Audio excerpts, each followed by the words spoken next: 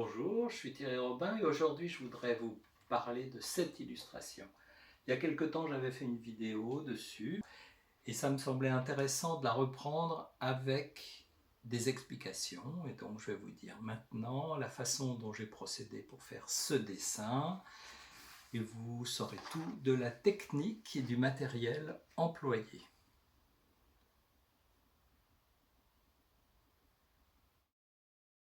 C'est parti. La première chose à faire, après le croquis de base qu'on voit sur la droite, c'est de choisir son papier, hein. Et un bon papier, c'est toujours des ennuis en moins par la suite, de rendu, de tâches, de choses comme ça. Donc là, le papier, c'est un Zerkal euh, que j'avais dans une farde depuis longtemps et que j'ai sorti pour l'occasion. Enfin, ça s'est révélé un très bon papier. Donc vous voyez le croquis assez rapide que j'ai fait à droite, mais ça me suffit. Il faut pas trop. J'aime pas trop détailler le croquis de base parce qu'après on y passe toute son énergie et le plaisir de dessin est dans le croquis et n'est plus vraiment dans le dessin final qu'on va faire. Donc je garde toujours une part d'improvisation et de fraîcheur. Voilà, là le crayonné est terminé. Et la nuit est tombée, c'est pour ça qu'il fait très sombre dans mon atelier, mais voilà, il faut travailler 24 heures sur 24 pratiquement. Et donc ça, c'est la façon dont je travaille, c'est-à-dire que je travaille avec un double ancrage une fois que le crayonné est fait. Le premier ancrage, c'est un ancrage extrêmement fil de ferrique, je pourrais dire, avec mon stylo plume qui est un carbone pen. À l'intérieur, c'est de l'encre carbone aussi, qui est totalement indélébile. Heureusement parce que l'encre va recevoir beaucoup d'eau au fur et à mesure du processus.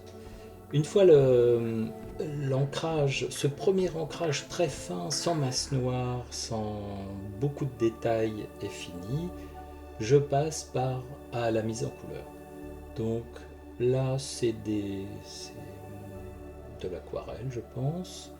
La première couche est en aquarelle. Il faut bien teinter le papier par ici par là. Donc voilà, c'est encore assez imprécis, mais ça donne un peu première ambiance colorée que je vais travailler par la suite.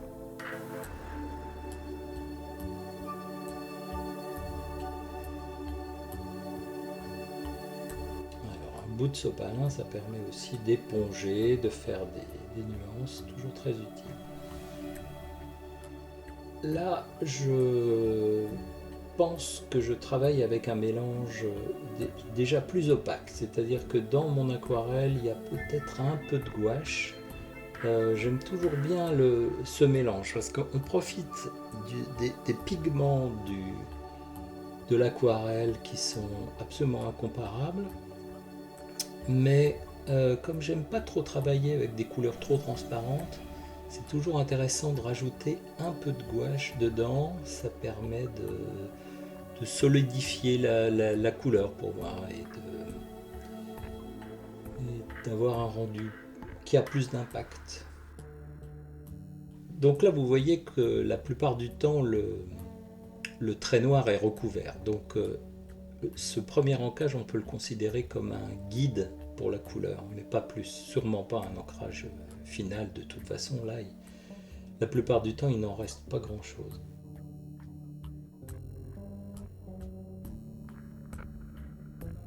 Voilà, là, la première couche de couleur est mise et on passe à la suivante avant de passer à la troisième et ainsi de suite.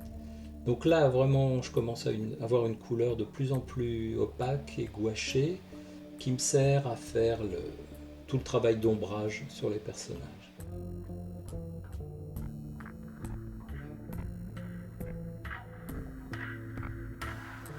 Là c'est peut-être même de la gouache tout à fait pure. Alors là j'attaque la cape. J'ai décidé que la cape serait de la même couleur que la végétation derrière, ce qui permettra d'avoir une masse plate où se rejoindront cette cape et et la végétation pour avoir comme une espèce d'effet d'aplat en comparaison et en contraste avec tout le reste du dessin qui sera très très modelé.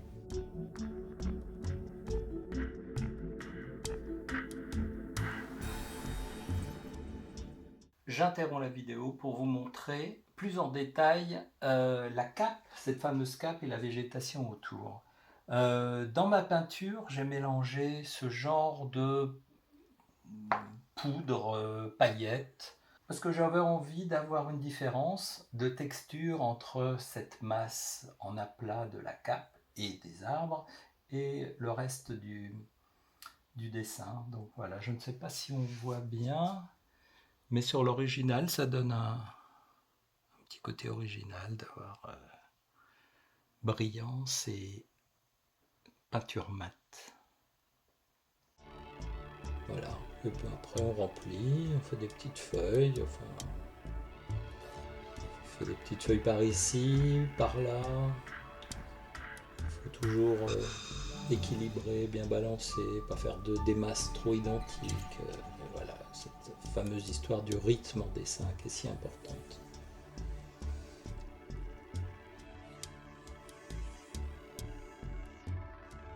Voilà, là la mise en couleur est terminée et on passe à l'ancrage, le vrai ancrage, le deuxième ancrage, l'ancrage définitif.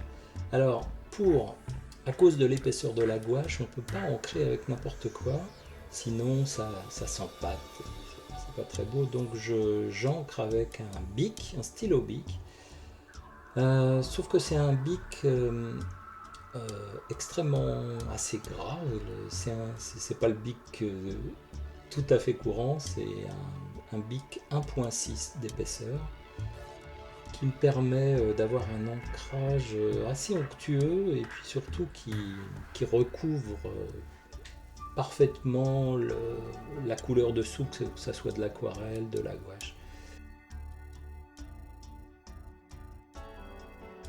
Voilà, ça on voit bien la gouache, là c'est des gouaches Marie, c'est une marque chinoise que j'ai achetée en Chine quand j'habitais là-bas. Je ne sais pas si ça se trouve ici, mais elle est de très bonne qualité et ça me va tout à fait. Puis pour faire des dessins chinois, c'est toujours agréable d'avoir du matériel chinois, je trouve. Bon, c'est pas obligatoire, mais petit plaisir personnel. Voilà, là je continue l'ancrage avec ce bic qui est vraiment très pratique, que ce soit pour faire des hachures comme ici ou des belles masses très souples. C'est très souple le bic. J'ai toujours adoré cet outil-là. Surtout le 1.6. Alors ça bave, là on voit que la pointe du bic commence à baver, donc il vaudrait mieux l'essuyer un petit peu le bic, mais non, je continue, je suis entêté, donc c'est comme ça. Travail de détail, ça permet aussi un petit grisé ce bic, c'est pas forcément noir, ça devient noir quand on passe plusieurs fois, mais il y a un petit côté grisé qui est vraiment très agréable. Je peaufine les derniers détails.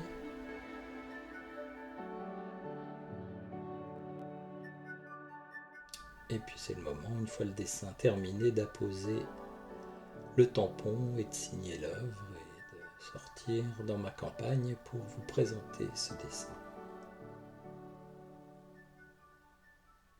Et voilà, merci d'avoir suivi cette vidéo jusqu'au bout, à la prochaine et abonnez-vous, à bientôt.